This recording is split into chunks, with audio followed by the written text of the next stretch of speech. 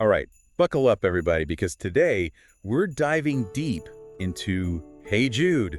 The Beatles classic. Yep, you guys requested this one. Oh, excellent choice. I have a feeling even the most die-hard Beatles fans might learn something new today. Well, that's the thing with music, isn't it? Always something more to discover. Especially with a band like the Beatles. Layers upon layers. Exactly. And Hey Jude is a perfect example. It seems so simple on the surface, right? Deceptively simple. Yeah, but it's got this, hidden depth to it. It does. It really does. And everybody knows it was a huge hit.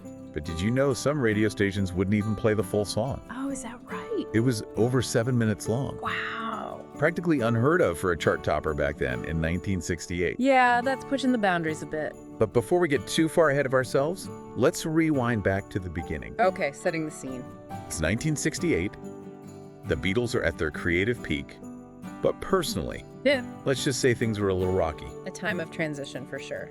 Yeah, and that definitely found its way into the music. It always does. And Hey Jude is like Exhibit A. Absolutely. Most people know it's connected to John's divorce from Cynthia, right? Right. But the real story is even more interesting. Oh, here we go.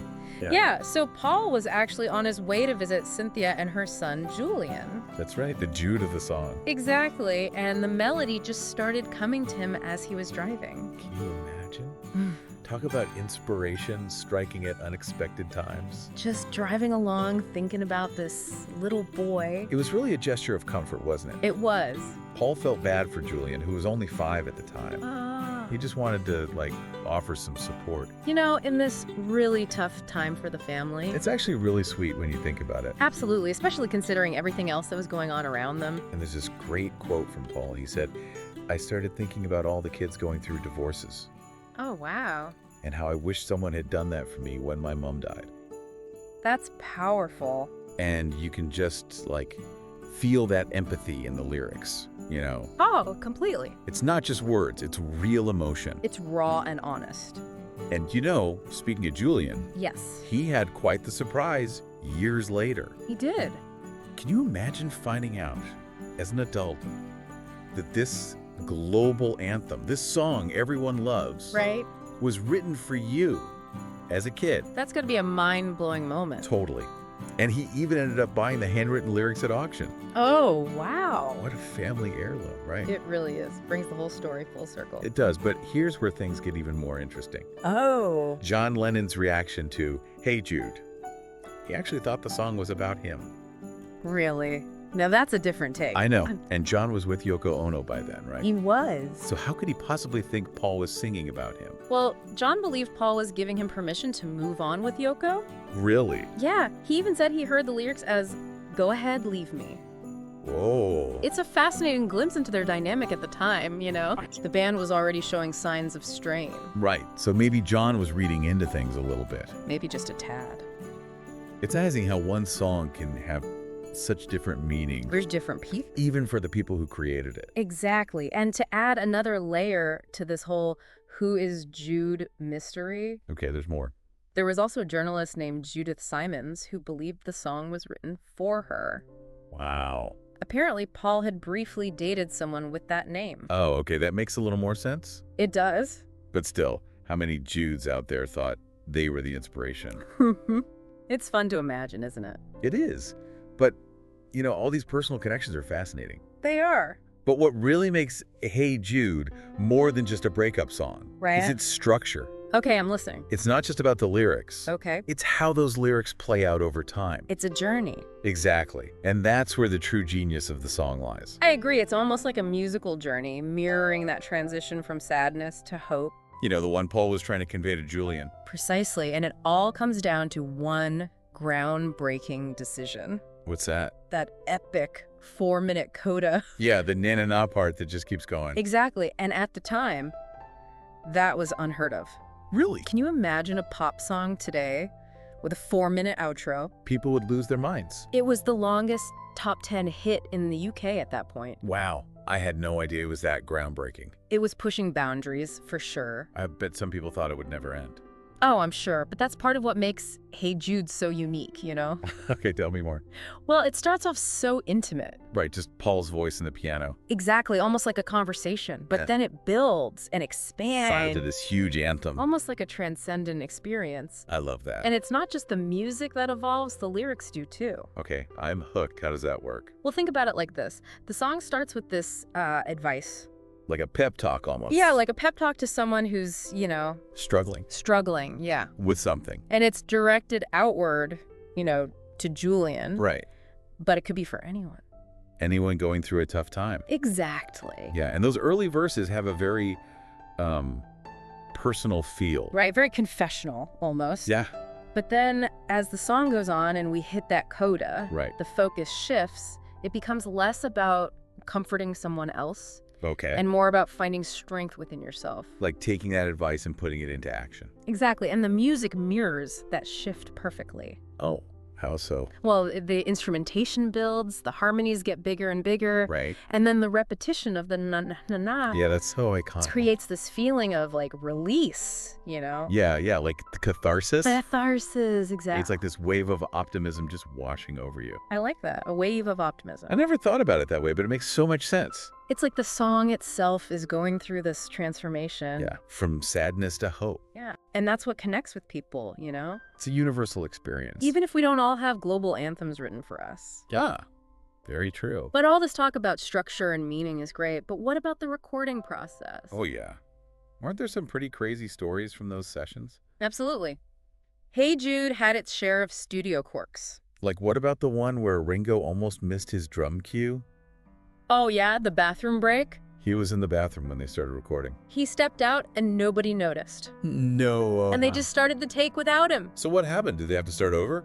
Amazingly, no. Oh, wow. Ringo heard the music start, rushed back in, Just in time. and jumped right in on the drums. Talk about a close call. You'd never know he was almost absent.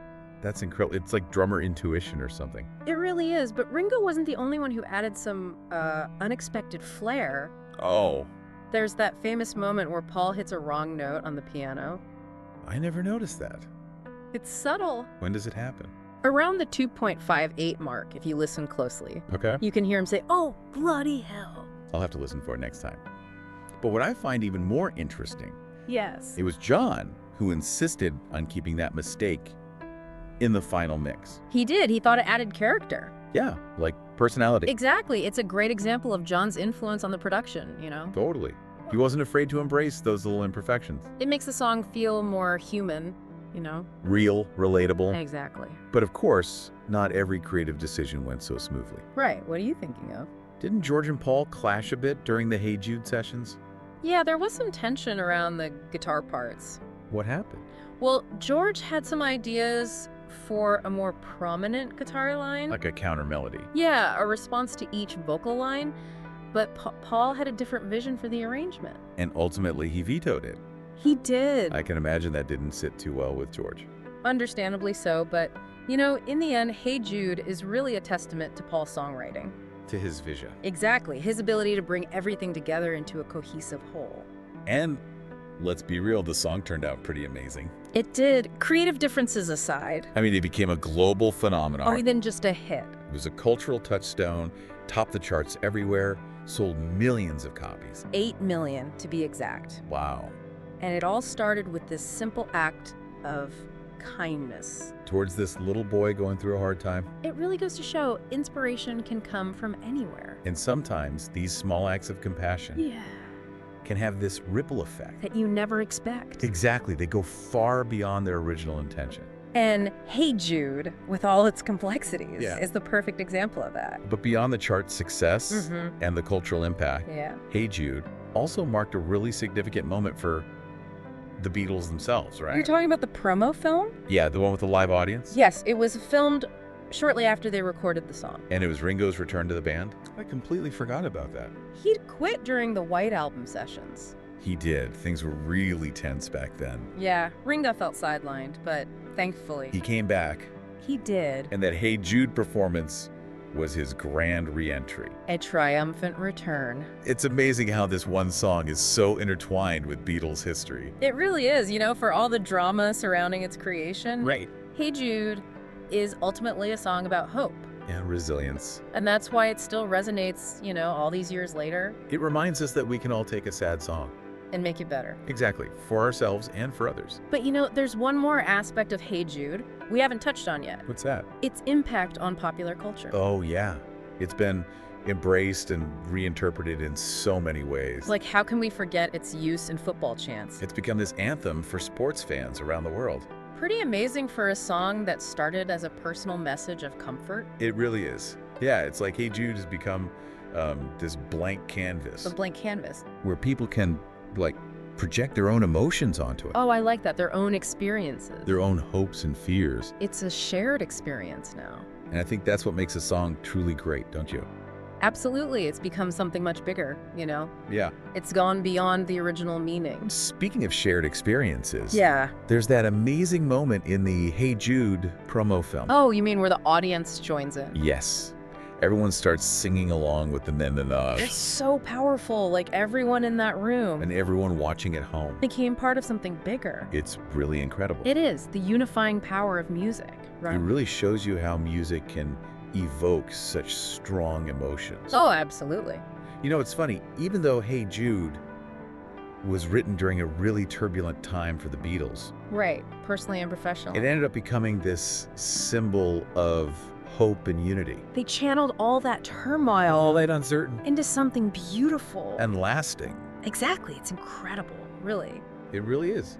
And I think that's why it's still so popular. Why it resonates with people decades later. It's a reminder that we can overcome anything We can find strength. and make a sad song better. That's a message that'll never get old, So true. no matter what. So next time you hear Hey Jude, whether it's on the radio or at a game, Or just stuck in your head. yeah, take a moment to think about everything that went into it. All the layers of meaning, The history, the emotion, and just feel the power of that, that coda. washing over you. And who knows, maybe you'll even find your own interpretation. Something that speaks to you. Because the beauty of music is that it connects with us all in different ways. It evokes emotions. Memories, good and bad. And are both unique and universal. And Hey Jude really exemplifies that, doesn't it? It does. It really does. Well, I think we've officially unpacked Hey Jude I think so, from its humble beginnings to its status as a global anthem of hope. and resilience. It's been a fascinating journey. It has. It really has. So to all you listeners out there, Keep exploring keep listening. and keep diving deep into the music that moves you. And if you're ever feeling down, just remember the message of Hey Jude Take a sad song. and make it better. Until next time. Keep those ears open and those minds curious. Ah.